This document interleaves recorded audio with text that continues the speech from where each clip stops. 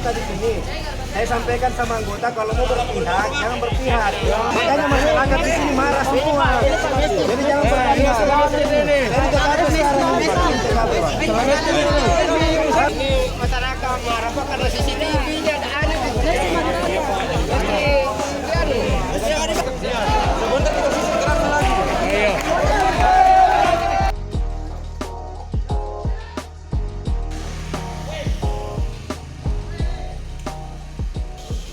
Rusak-rusak ini masjid. Anak dari mana itu Pak yang mau yang Kurang tahu di orang-orang Cambaya. Setahu saya orang Cambaya. Semua warga ini tidak pernah perang. Dia marah karena masjid diganggu. Makanya dia keluar semua ini hari. Kalau dia mau perang, perangnya sama warga. Ini CCTV. Untuk tidak kena kacanya. Oh iya. Karena ada pagar di sini, ya. Sapanya diancam. Oh iya. Ini sapanya pegadaian diancam pakai busur. Masa dia buka, dia masuk di sini, menyerang. Ya. Akan beristirahat kembali ke rumahnya masing-masing.